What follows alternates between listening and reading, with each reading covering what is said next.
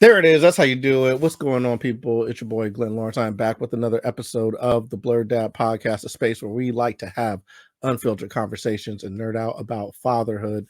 Look how smooth that is. By the end of the second season, I've made it incredibly smooth to get into the episode and just start talking about what we're going to be talking about. And in today's episode, what we're going to be talking about is everything that we've done so far. It's a wrap-up episode. It's the recap. It's the end of 2023. And we've made it, y'all. We've made it to the end of 2023. I don't know about y'all, but it was white knuckling for a minute. I did not know if we were going to make it. I still don't know if we're going to make it, but we're here. It's the end of the year, and we're recapping things, and that's where we are with it. There's been a lot of great things that have happened this past year, and I don't know. I just want to talk about it. I think it's about time that I did a check-in with you all, because I always am talking to somebody else, getting these other important insights and ideas and advice, as well as stories and anecdotes. And I think it's about time that I check in with everybody else. Say, hey, how y'all doing? How y'all liking this? How y'all feel about this? You know, is it working? Do you like it? And I'm not saying that in a way of like, I'm unsure of myself. What I'm saying is join in, add to the conversation, because this is a conversation that I think I'm going to be having for at least the next 18 years. You know what I mean? Because this kid, he's going to be growing. He's going to be going through different things and hitting different stages. And at every stage of the way, I think I'm going to need some advice. And I think y'all would be well served to join me on the journey of figuring out how to handle this thing that we call parenting. With all that being said, we've had an amazing year. It's been so fun doing this podcast. And as you know, I like to have on people who have kids, work with kids, have been through the parenting thing, have insight into parenting, can help with different avenues for parenting your kids. And we've done amazing things this year. We left off last year with Simone, a great comedian out of the DMV. A great episode with him. And we started hot like fire. We started out talking with a good buddy of mine, good brother, Ralph Cooper. As a matter of fact, I think at the beginning of season 3, that's who we're going to start our official first episode, because he helped us relaunch our second season. With a like a test episode, but we're going to get him back here for an official episode because he's got way more things to talk about, I'm sure. But we started off with that. We had another tester with Mike Brown, so he came back and talked to us. So that was fun. And then we got into talking to Nick Dees. He showed us some figurines. He's talked about all the amazing things he's doing in comedy, all the artwork that he does, and just his amazing comedy journey. And it was a great time. We had a blast. Even though the episode was named "Fuck Nick Dees," I say that with love. I want to fuck Nick Dees with love. Okay. Pause. So that's where we started out the beginning of the season. Then we moved on. We talked with Dwayne White. He was really fun to talk to because he makes sure that you enunciate all of your words. So there was nothing that was pronounced incorrectly or said incorrectly during his episode. And as a result, it was one of the most streamed episodes on Spotify. So if you want to beat that record, have somebody else stream your episode if you were on here. I don't know. Or go listen to other episodes, because there's a lot of great information that were on there. We had a lot of fun. We talked about some hunting and stuff. We talked about, how to just find the joys in life. And I think we did a great job with that. Oh, a great episode with Devine Kerr. We called it Blowing Kisses on Accident, because that is what actually happened with me and Mike Birbiglia one time. And I think she said that she was blowing kisses too. But we talked a lot about what she's going through, and she's dealing with allergies, and it's like a real thing. People make jokes about peanut allergies and stuff, and that is something that she has to really deal with. And it was really cool getting that insight and perspective into raising your kids when you have to take care of their health in such a careful way. So that was a really great episode. And then I got to vibe with my homie Gigi Marie. She's always supported me in comedy. I was happy to get her on here, talk a little bit about her music. Her albums should be dropping sometime soon. She has all kinds of shows in the DMV area. We'll have to send links with ways to get in contact and see her music, because it's really, really great stuff, really inspirational stuff. So we talked about that, and musically helping your kids reach their highest form of expression. So that was really awesome. I got to talk to one of the homies, Don Davis Womack, who is a great comedian um, from the Harrisburg area, or Harrisonburg. I always forget which one's up north. One of them's up north and one of them's down. Harrisonburg, I think, is south. Sun for south, and then Harrisburg is up north of Pennsylvania. I don't know. Correct me in the comments. Tell me I'm wrong. But we got to talk with her. She was amazing. Went out to a show, had a blast with her. Featured at, for one of her shows. That was really great, and we talked about a lot of things, including having sons that are kind of big and like to come up and try to tackle you, because her son is a big guy. He ended up playing in the league, I believe, for a little bit. He definitely played Division I football, and he tackled, you know what I mean, he got after it, and I'm looking at my little guy and he's coming up and tackling me, and that's great. So we talked a little bit about that, and that was really fun. And then one of probably the funniest episodes that I've ever had was with my guy Joey Kuhn. Excuse me, I am getting over like a flu-like symptom, so excuse my cough, or I have to clear my throat. But we talked with Joey Kuhn, one of the funniest episodes that I had, where he discussed he discussed skibbity toilets as well as dumpster diving for porn, which I think is probably the greatest episode name that I've ever come up with. But it just is what happened in the course of conversations. These conversations are great, man. They are great. They are all encompassing. As a matter of fact, they reach the pinnacles of birth as well as death. They have the full circling of life there. And as a matter of fact, the next episode was with Lauren Leicester Mensch, who was talking about the circle of life, as she is a death doula. So a lot of times we talk about birth and the birthing process and what happens when you birth a child. And this episode, we were talking about the end of life and how people's lives come to an end, and how that can be a beautiful thing as well, as sad as it may be sometimes. I'm actually dealing with that because my grandfather just passed away, and I could have definitely used her services, or use a death doula in that situation. But it was just interesting to be able to pull from that episode while I was going through something, dealing with my grandfather's passing. That's something that I'll talk about a little bit later in the episode. But from there, we got right back on it with a lot of outlandishness and craziness. The homie Nicole Rivers came through, talked about setting her son's balls on fire. It was because there was a tick. You gotta light them up if there's a tick on there. So that was fun. That was a good time. Um, we had a blast with that, and we just talked about, how mothers need to be given more credit for the birthing process. And I thought that was a great point that she brought to the table, and she just reminded me that as much as I thought I was doing something, I was not doing anything, and women do all the hard work of birthing. So I commend her for that. Another dose of reality when I got to talk to my boy Chevis Witchard, and that was fun because I got to learn something new. I did not know that he's a man of the theater. He loves going to see theater. He loves plays, Phantom of the Opera and the sort. And also the fact that there's a book, The Art of War, which he refuses to read out of spite to somebody who offered it to him. But that was a really fun episode. We ran the gamut on that one. It was really, really, really, really great. And then I got to talk to Shireen Amal, who was an amazing yoga instructor who has retreats. I think she does 2 year round, one in West Virginia and one in Costa Rica or South America.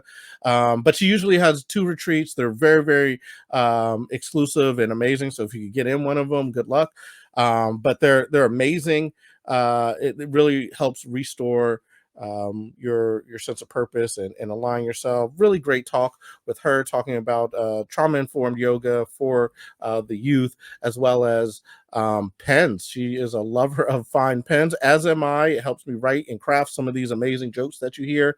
The bad ones are written with Bics. If I use a big pen, usually the joke does not turn out well. If I use a premium pen, that's going to be a premium joke. And thanks to Shireen for pointing that out. Then we got into some really futuristic stuff, some future tech. We got to talk to Derrick Relaford, who is a premier tech entrepreneur in the space. He's raised a great deal of money for his tech company, Store Cash. And we got to talk about that and how that could probably revolutionize and save you a ton of money. So you should check out Store Cash. I think storecash.com, maybe storecash.app, but Store Cash definitely will help you, especially during this holiday season. I mean, it's almost Christmas, it's almost over, but it is return season. So what are you going to do with all those returns? You might need to get a gift card. Store Cash, go check them out. You'll be able to save like 20 to 30% sometimes on different things. So don't quote me on that. I know it's the high percentage of savings, but the convenience factor is that extra 10%. Maybe it's just 20%. I don't know. It's a large amount of percentage that you'll be able to save with Store Cash. The thing is, I think it might be 30. Like when he said the number, I was like, wow, that is so high that I don't believe it. But he's like, yeah, we're able to do great things with the partners that we have and the stores that we have partners with us. So you should check out Store Cash. It is definitely a help if you're trying to save money. And the following week, we talked with someone else who will definitely help you in terms of saving money. Mamapreneur at that, Veronica Bellinger. She has started the Mamapreneur Network, and they help mothers who are entrepreneurs perform that function. You know, whatever you need. They're in the Colorado area, so it's a network of mompreneurs who get together to help each other really, you know, not set the bar, but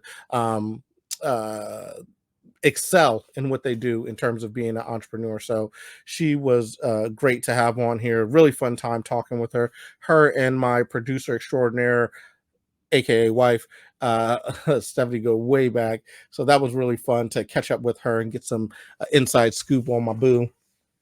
And then we talked to another mamapreneur, Chandra Gore, who's been doing the mamapreneur thing for a very long time. And she is amazing. She is a PR person. She produces.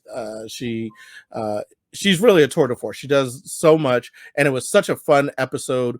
We learned so much about her. We learned a little bit about these kids and what they're dealing with in their dating lives and how to help them, or how we were out of touch. So that was also a great episode. And then we had some fun with PT Bratton, who is an amazing comedian out of the DMV area. He was really fun. And that was another great episode where we got to talk about kids and homeschooling and you know, dads and how we go about things and give kids philosophy lessons and all that type of thing. Another great episode. And then we got to talk about one of my favorite things, which is basketball, with Earl Piner, who is an athletic trainer. He's out of the Leesburg area, which is up there by Redskins Park and whatnot. But he was great. He was great to talk to about it. He is a baller supreme, man. He can get out there and get it. He's a legit bucket, and it was really fun to talk to him and get to reminisce about the old days when I used to be able to ball. I've had to hang it up because, you know, knee injuries, ankle injuries, all this crazy stuff. But it was good to reminisce about that. And then we got to talk to another comedian in the area, Sean Whitfield, who is a control freak. No, he's a good comedian, and I think he found out something about himself on the episode, which is interesting. On these episodes, sometimes the guests find out something about themselves. It's not only revealing their tips and tricks and advice for you raising kids. Sometimes they find out something about themselves, and it takes them away with a sense of newfound love for the person that they are. And I got to talk to Hannah Davis. She was amazing. She was, or she is a yogi. I say was because she hadn't been able to practice a lot because she was having a baby as well. But she got back into her practice. It's amazing. I got to talk to two of my favorite yogis in the course of this podcast. Shireen, of course, I talked about earlier, and then Hannah. So Shireen was the first person to get me into yoga, which was great, and then Hannah was the first person to give me a job in yoga. So that was amazing. And then we got to reminisce about her Girl Scout days. And then we had Mike Brown on. That would be the third time. Third time he is on the podcast. And we just, reminisce about things. He was real laid back in his studio setup. And we talked about Thanksgiving. We talked about giving thanks and being thankful for what we have and everything. And I really appreciate him coming through again. And then we did a little bad rap with Alan Sidley, which I think should be a thing. I think it was supposed to be good rap, but it ended up just being bad rap. But we got to talk to him and we got some daddy issues out on the table. So that was incredible. Fun time with him. I really regret the bars that I spit during that episode.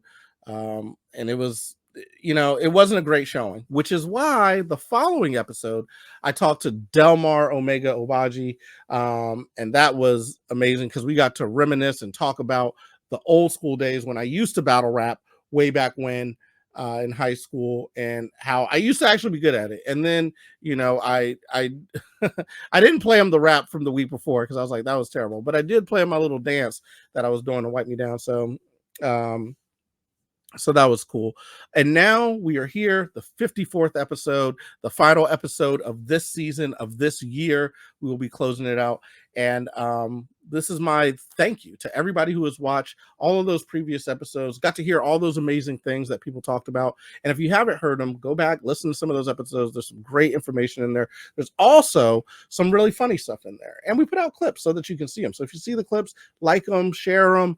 If you see the episode, like it, share it, because we really have a fun time having these discussions and just kind of being like a unfiltered parent conversation. We just say whatever, talk about kids.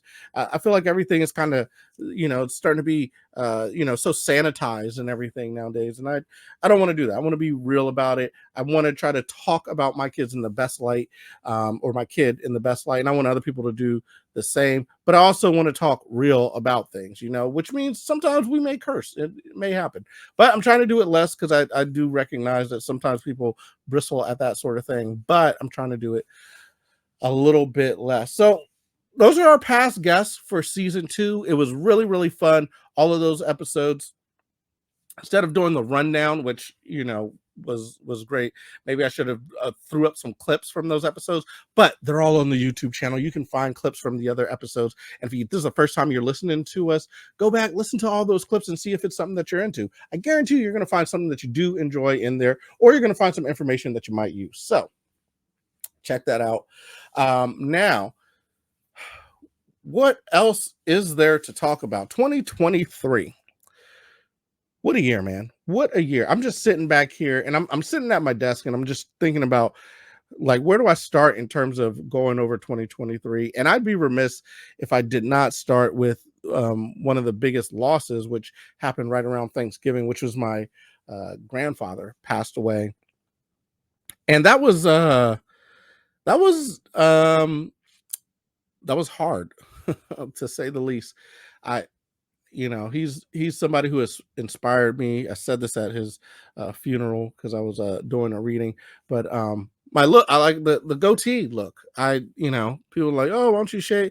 And I was like, nah, I kept the goatee because that is something that I always remembered him. And, even when he was, laying there, I just remember the goatee and I just gave it a little tickle, man. But he was a great man. He had done so much. He was an artist. He was an illustrator. I think the artistic side of, from my mom, who is a writer, and myself, my sister, who's a producer. I think all of that, a little, stems from him and his creativity. A good portion of that. It's just um, sad to see someone go, but it's the circle of life. It's how things happen. I don't know what else to say about it. He just, I'm looking. I just look over and I see, his obituary here. And it's just that's one thing that I think is crazy. I'm not going to read the obituary here, but I have it with me, and it's like 6 paragraphs or 7 paragraphs. And when I was at the funeral and I'm reading through it, I'm just like, man, that is not the measure of this man. That seems very small in comparison into the impact in the lives that he had. And while I did not spend as much time with him as my cousin did, because he basically raised my cousin and saved his life, I was very, very, connected to him in that way, and I was happy that I was able to see him and hear some of his last words um, before he passed away. But it was harrowing, and it was not something that I expected this year. Although I had been expecting something like that to be coming. It's like when someone is going to pass and you're like, oh, is this going to be our last holiday together? And then you go through another year, you're like, okay, we got another one. Oh, is this going to be our last holiday together? And you're like, okay, we got another one. And I was feeling the same way. And then Thanksgiving was coming. I was like, okay, cool. Well, Thanksgiving is coming, and just thinking, we made it past this one, because everything seemed like it was going well. And then of course, things happen, and he ended up in the hospital and basically passed. I think he passed the day after Thanksgiving, Black Friday. Um, so anyway, not to bring down the episode, that seemed very, very like sad or whatever, but I just wanted to talk about that. And just he just meant so much to the family. He was a very stoic character. He's given me a little bit of that. He taught me some things about taking care of your body, of course. He taught me some things about gardening. See, he didn't teach me how to pronunciate. That was my grandmother who taught me how to pronunciate, but he taught me how to gardening and planting seeds so that they can grow, and watching those seeds grow, and watering them. Taught me how to get around, use your body, walk around, be healthy, what to put in your body, those type of things. So there was so much there, and I just remember him being kind of a strong voice, strong, powerful voice, and I could go on and on, but just suffice it to say, you're reading the obituary, and it's like, man, it hits like the key points. It's like, oh, this person went here. He was in the Air Force, and then he went here, and he did this, and he worked for this company and did this, and then it's like, boop, and then that's a wrap, and it's like, man, he did so much, more for that. He inspired my look. He taught me how to do this, and I remember how to, tie my shoe or whatever it is that your grandfather may have done for you. It's just, those are the things that you remember, and it's hard to put those in paper in the words. But I just recognized that when I was reading the obituary, like, man, there's so much more that goes into a person at the end of their life. But luckily, he's survived on by grandkids, and now he has a great grandkid. And hopefully, he's survived on into this, survived on through this podcast. So, Ronald Howard Clark, I commend you, sir. Love you. The military came out and presented the flag to my grandmother, which is pretty touching. On behalf of an honorable, or behalf of a grateful nation, is what they come out and say. So that was great. That was great. That was a good time. That was a good time. I don't know. It wasn't a good time. It was just it was what it was. It was a hard part for the year is what it was. So um I don't know what else to say about that, but I will say that things end, and then things begin, and one of the beginnings is me introducing my son to new things. So he's starting to get into more storytelling in animation. So that's cool. I introduced him to Justice League, so we watched some Justice League anime and some Justice League cartoons. Um, so he was really happy with watching Batman. Oh, we got to see Merry Little Batman, which was a crazy little animated film about little Batman and Damian Wayne. Which, by the way, when is Damian Wayne going to get a live action um, telling of his story? Like, I need that. I need the Damian Wayne live action telling of his story, because we've seen every other iteration of Batman and the people in Batman, but we've never gotten a Damian Wayne. I think we need to see that.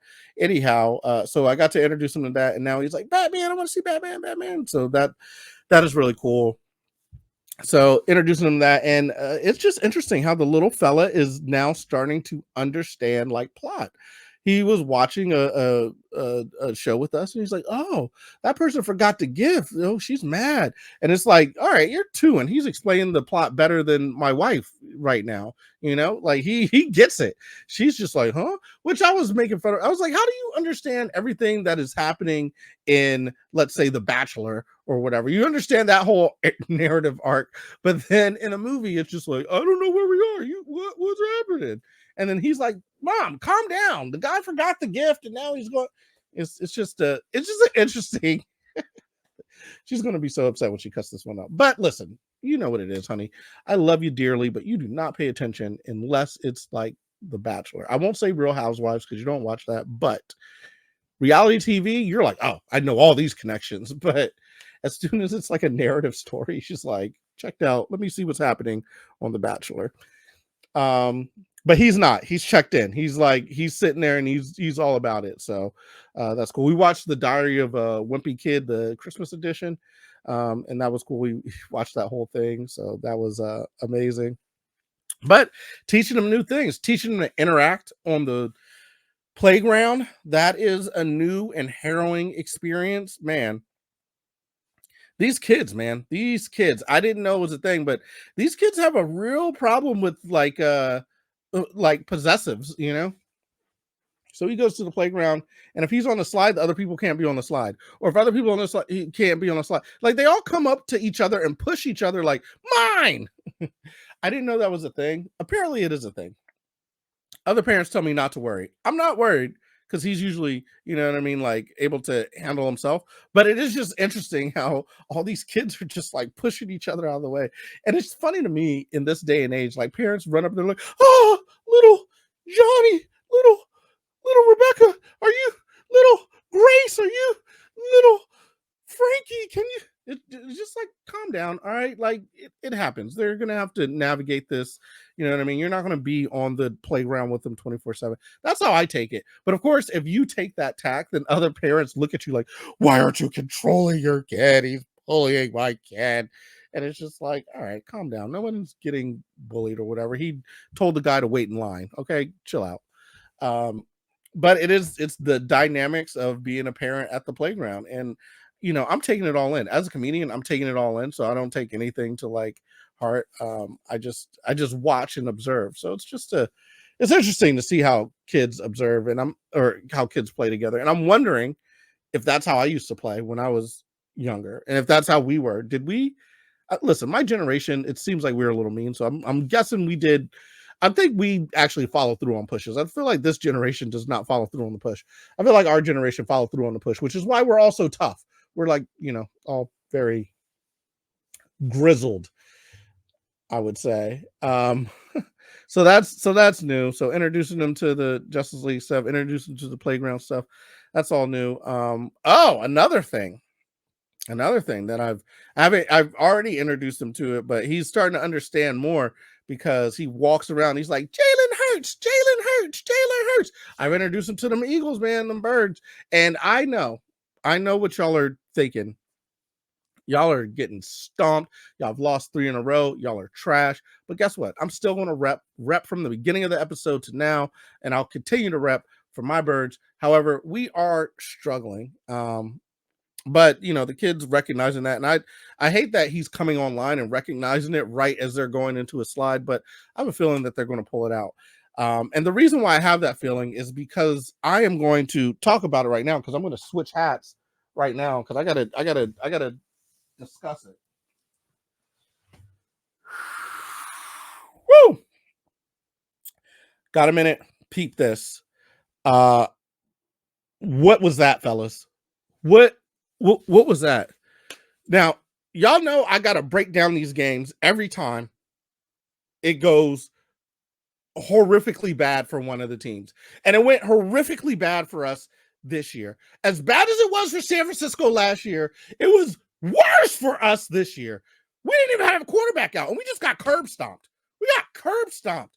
And it wasn't even fun. And then turn around after that, and then you lose to Dallas too? You lose to Dallas. It's like you don't even care anymore. And then you play the Seahawks. You play the Seahawks. Excuse me. I'm sorry. I choked because y'all choked. That was terrible. First of all, you started great. You ran the ball. That's what we said. We're out there picketing because we want you to run the ball. And you do it. You run the ball. It's great. It's amazing. Up 7. You run the ball more. You only score 3. And that was kind of an indication like, what's going on? Why did y'all not score there? Y'all should have scored there. They're 28th ranked defense in the league. Probably 10th now because y'all suck so bad. But you don't score there. And what happens? You let them back in the game doing silly stuff. All of a sudden, you want to throw the ball deep every time. People aren't even the same page.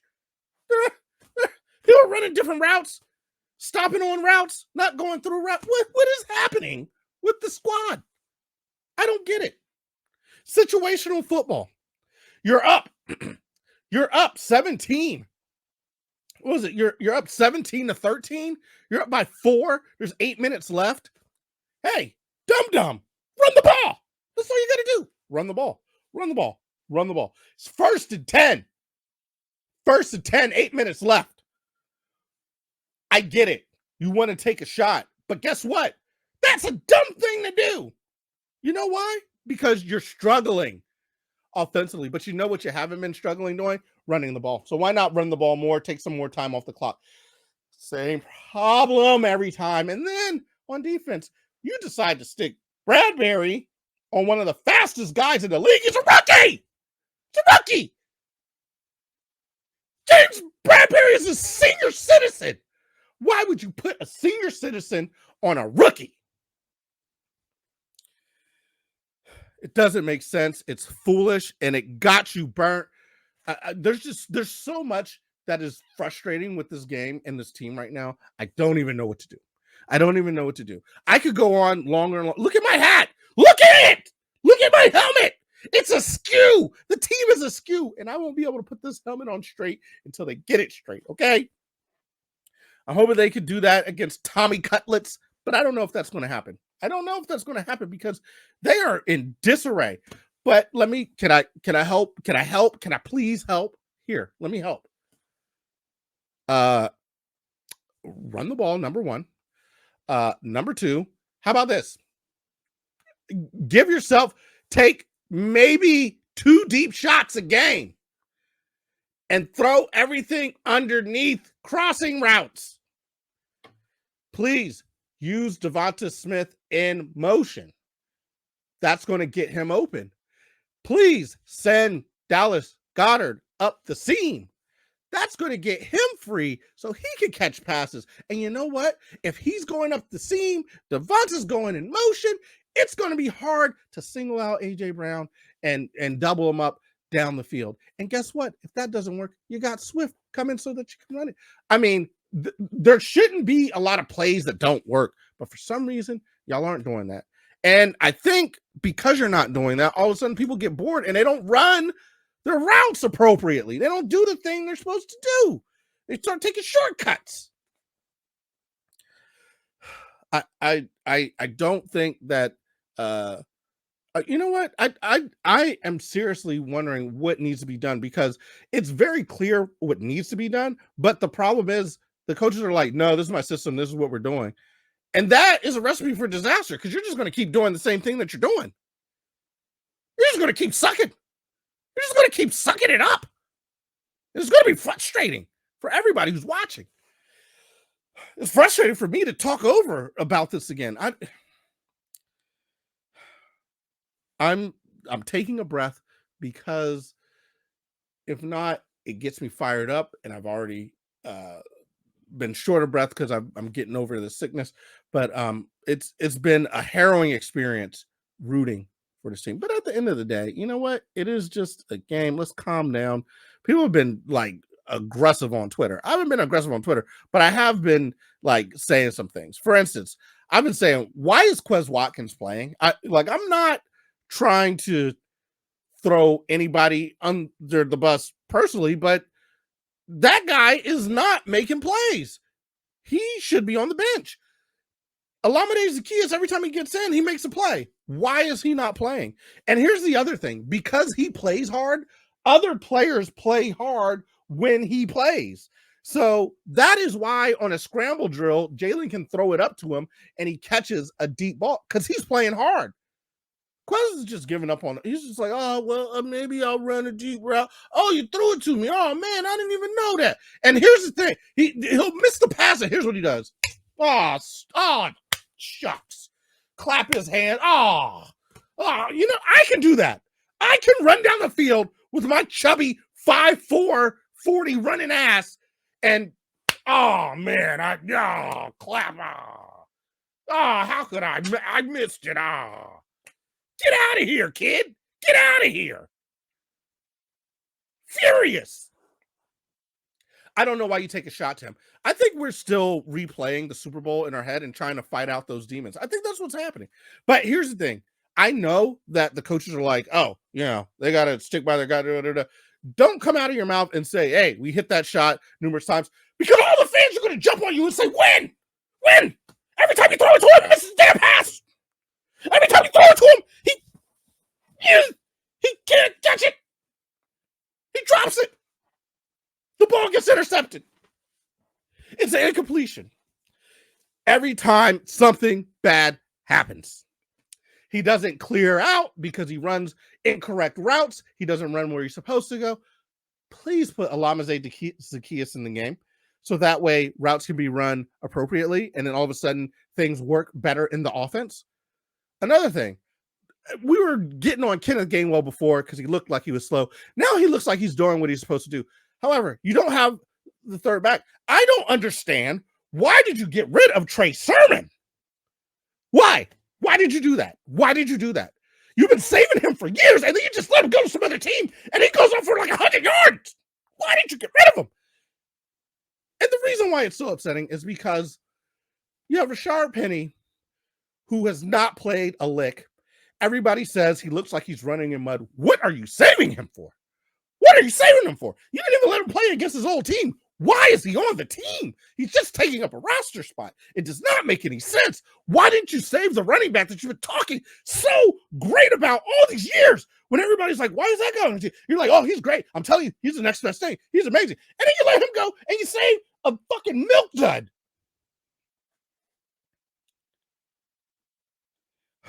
All right.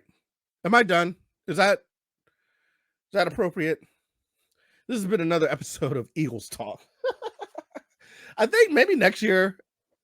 Oh, let me take off my hats and put back my pick in. I think maybe next year I should have a show called Eagles Talk where I do rants like that and talk about the game. I mean, I could go on for days and days and days about everything that was so angry. And I tell you what, if I do it post game after the game, it would be so much more likely, because after the game, I'm heated. I am woo. Anyhow, I owed 49er fans a roast of the team. I'll give it to you. That was it right there. That's the roast that I got to give to the Niners fan. I needed to give that to you, but like I was saying before, dealing with some family issues. Also, I've been sick, so I know it took a long time, but possibly next year we might be coming with some more content that has to do with Eagles. So you'll see another show in addition to the Blerd Dad Podcast. That'll be Eagle Talk. So that could be fun. Yeah, man. Yeah. So sure was great. So many great things happened during the year. The Super Bowl was really, really hard one to bite, but you know what? it happened, and now we're back here. It's the end of this year, and we're like, all right, the team looked good, and then they kind of fell apart. But closing out the year, hopefully the team will start strong. One thing that was strong this year were it was a great year for movies. I felt like um, I saw a lot of great things. I really liked Old Dads. I really identified with it. I thought it was fun. I thought it was a great directorial debut for Bill Burr. I actually did a whispering review for that. I need to put that out. So many things happened. I forgot to put that out, but that was a great movie. I had a lot of fun with that. My favorite movie of the year by far has to be Across the Spider-Verse. The Miles Morales tale, Spider-Man Across the Spider-Verse, was so good. I I could watch that movie over and over again. Luckily, the kid likes it, so I am watching it over and over again. And every time I watch it, I feel like it gets better. I feel like it's more fun. I feel like I enjoy it. It's a really great ride. And the thing that had me hooked, it was in the second trailer, I think, for it, when his mom is talking to him. She's like, "Oh, you're just this guy that we've taken care of. We love you so much, and we're going to send you out into the world, and we're just hoping." And we don't know if the world is going to take care of you as much as we do because we love you and we don't want people to say that you don't belong in these spaces. And I am just like crying the first time I saw that trailer. On a trailer, I was like, my goodness, because she loves him. She doesn't want him to go. And I feel the same way about my baby. I don't want him to go. And I'm ugly crying over a trailer. That's how good the movie was. I really enjoyed it. I thought it was a fun time. It ended in a way that I wish it wouldn't have. But luckily, I think we'll be able to see it. I think next year it's going to come out, so we get to see the conclusion because it's a trilogy. First they had Into the Spider-Verse, and now they have Across the Spider-Verse, and I think the third one's going to be Beyond the Spider-Verse. But that was a great movie that I really, really enjoyed. I can't say enough about it. It's got to be my top pick for movie of the year. Let's see what other movies were out here that I also liked for 2023. Because there was a ton of them that I was just like, yes, I really, really like that. So let's see what we got. We got the top movies, the most popular, top blah blah blah blah blah blah, the highest rated, number one, greatest movie of all time. Oh, okay, no, ooh, let's do this. Wow, did you know if you go to IMDb and you look up the greatest movies of all time, the top 250 movies, the Shawshank Redemption is like number one. Wow, just that's crazy. All right, so what do we got? They got the top movies of 2023. I'm just gonna go over it and let's see what they got. They got Oppenheimer and Barbie, neither of which I saw. Guardians of the Galaxy, I did see, and I really, really enjoyed that. Little Mermaid, I could not sit through it. There was something that was wrong with it, and it wasn't that the mermaid was black. It was just like the pacing of it was like really, really odd. That I'll have to revisit it, but mostly I couldn't sit through it because the son didn't want to sit through it. But I thought the actress who did it, she did a good job. It was just the other stuff around it that was kind of weird. Let's see, what else do we got here? John Wick 4, really, really fun. Oh, Super Mario Brothers. I really, really love that. As an animated movie, incredible. All right, on their list, they have Spider-Man Across the Spider-Verse as number 8. Get out of here, dog. Get out of here. They got Five Nights at Freddy at number 6. Get out of here. Spider-Man was clearly number 1. Killers of the Flower Moon is a movie that I definitely got to go see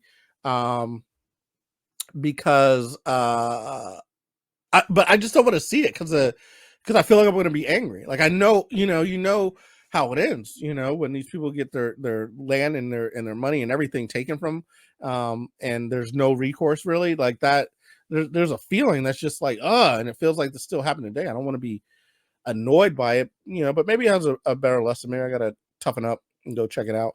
And then The Flash. I really wanted to like The Flash, but I did not. I thought it was not done well. I thought it could have been done. I there's just so many. I don't know. There's so much of it that could have been done well, and they just executed quite poorly. So there it is. But those are some of the movies from 2023 that they talked about on IMDb here. That was the best of 2023 for them. I don't know, why do they have The Flash on there? What? The Flash? 2023? The Flash, I could probably rant just as much as I ranted about the Eagles about how bad the Flash was. You know what I mean? I could go the F off on the Flash, because that movie, trash in a handbasket. First of all, you start off throwing babies in microwaves. Why? That's not funny to. Who's that funny to? Who's that for? That's not funny. That's not a.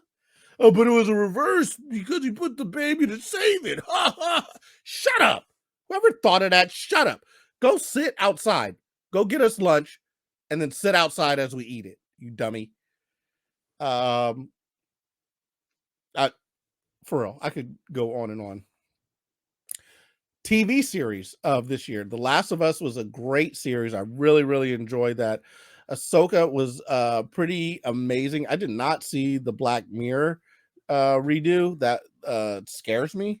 I did look at a trailer for the Fall of House Usher, and I was like, oh, this might be interesting. I like to see rich white people, be conniving with each other. Yeah, there's a lot of TV series that I haven't seen. I did watch Gen V, which was wow, it's something else. It does a lot. It goes there in a lot of different ways. But it was enjoyable. I really, really liked that. The Last of Us was really great. I really enjoyed that as well. That was a great series. Ahsoka, I thought was okay. I didn't think it was terrible. You know what I mean? I thought that they did a solid job with that. Mando, of course. I thought that was, I think it's tried to hit its stride, and I think it may. But there's a lot going on there that I want them to clean up. But yeah, so I liked all of those movies that were out there. Let's see what else we got. What else we got over here? Apparently Attack on Titan, everybody is watching it, and I need to pick up on it. I need to go check it out, so I might have to do that. I did see Polite Society, which was a movie that I really, really liked. That was really cool. What else is going on here? There's so many other. I saw Silo. I wanted to like it, but then they turned it into like a procedural, like it was a Law and Order, but with a sci-fi feel. I was like, I'm not, really that fond of that. What else do we got going on here?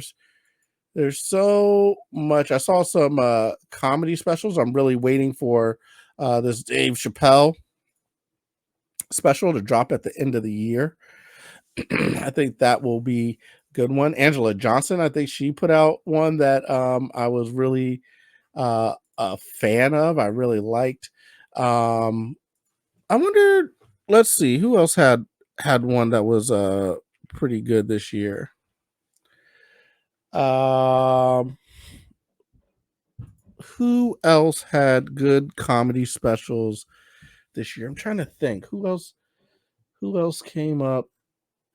Who else came up and had a good comedy special this year?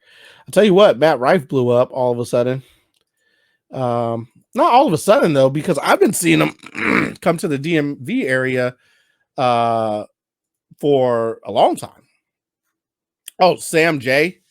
She her special was probably one of the funniest that I've seen this year. I really, really enjoyed that.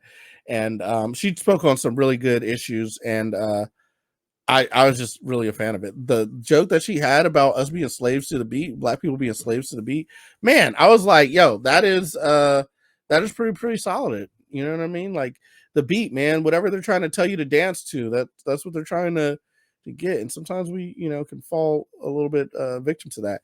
I did see The Old Man in the Pool, which is Mike Birbiglia's new one-man show. I really enjoyed that. It was a good one.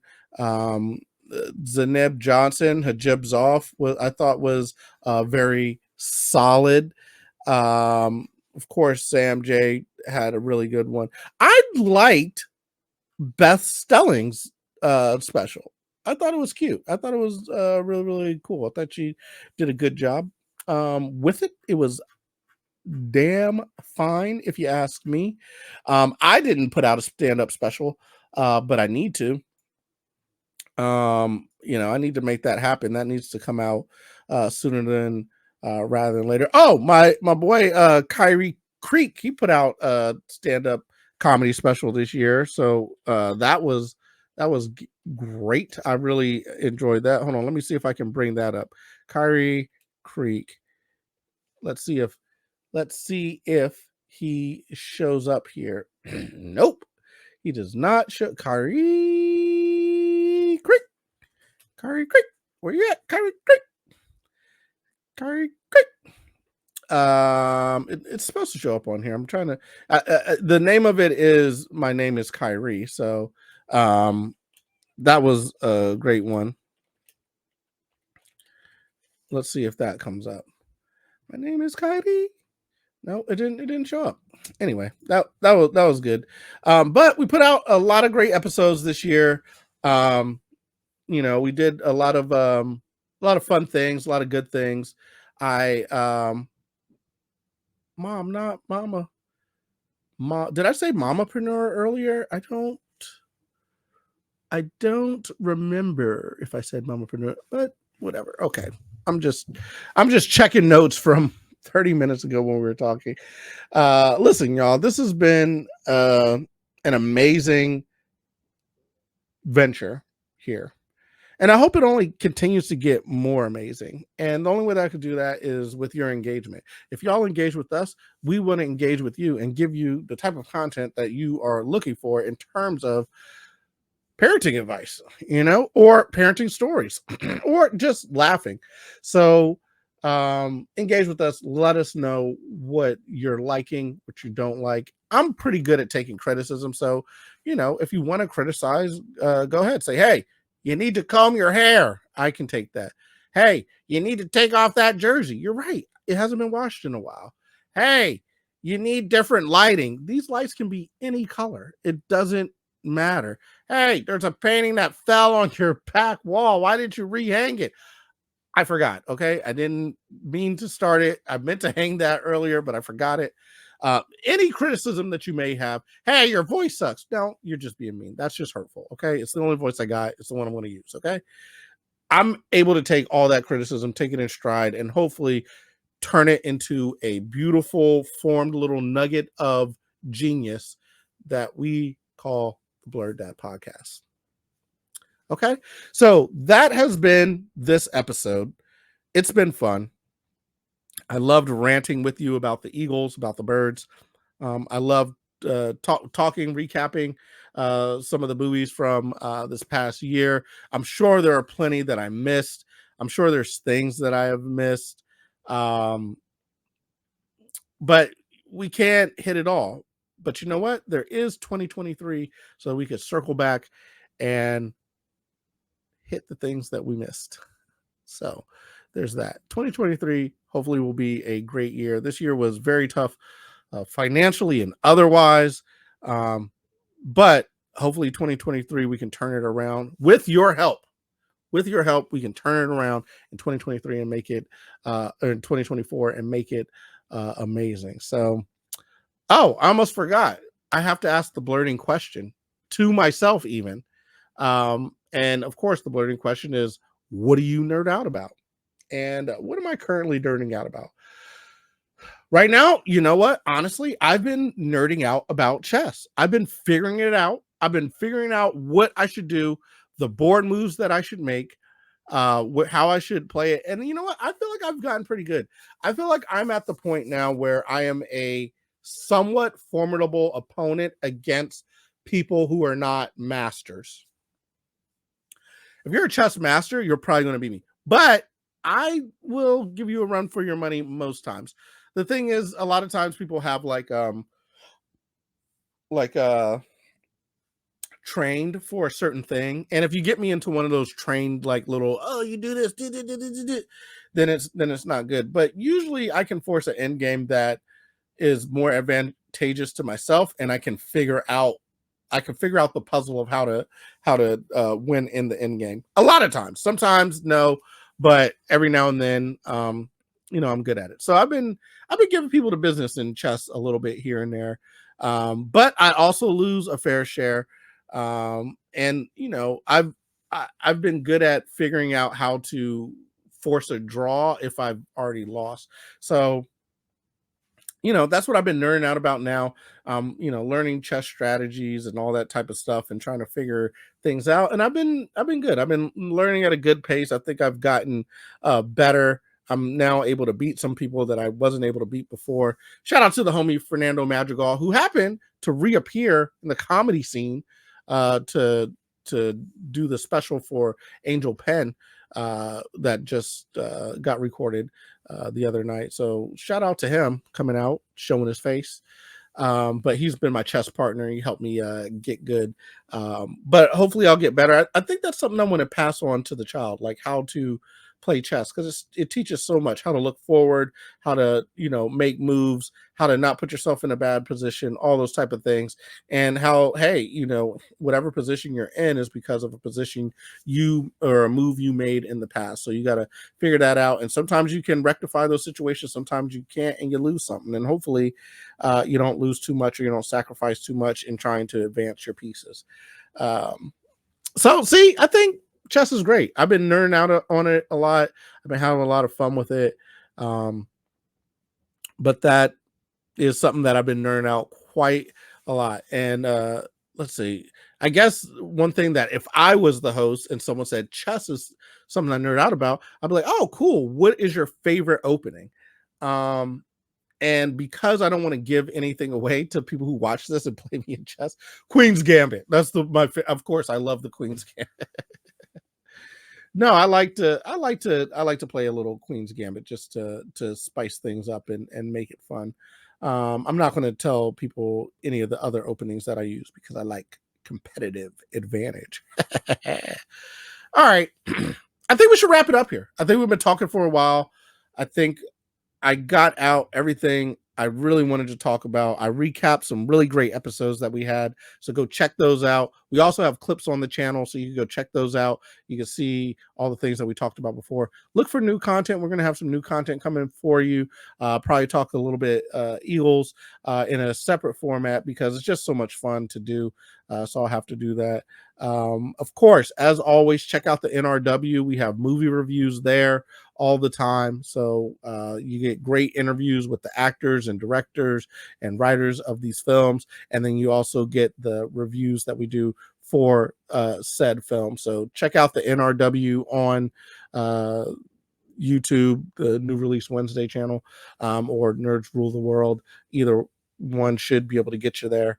So check that out. Love doing content with those guys. They've been so patient with me when I've just been dealing with so many ups and downs at the end of this year. But thankful for my NRW bros and sisters and misters and all the different things and widgets and wagglers and wizards combined, and sorceresses that are part of the team.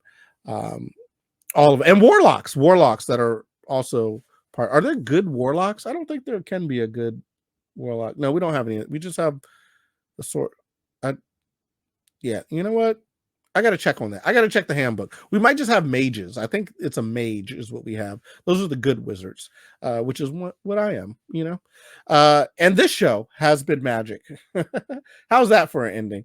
All right. Listen, it's been amazing to be with y'all. It's been amazing recapping 2023. I hope you had fun on this little wild ride of just me and my voice talking through the last of 2023. I hope it kept you entertained. I hope it was fun. And if it wasn't, come back next year, and I'm sure we're going to have some content that you would love. Oh, I almost forgot. Come check me out at the show. First night live, Alexandria. I'll be doing that show on New Year's Eve, my first ever New Year's Eve show. Very excited about it. Last show of the year. Wrap up 2023 by coming out and laughing with me. Still got those bars. Also, January 26th, Electric Palm. I will be headlining that show. Going to be fun. Going to be a great time. You'll see me out there headlining with some really hilarious comedians. And then the next night, if you miss me there, I'll be hosting at Veterans Growing America in Woodbridge, Virginia. Come out. Check out a show. Check out my socials so you can see everywhere I'm going to be. And yeah. But until then, I don't think there's anything else to say except for blur that out.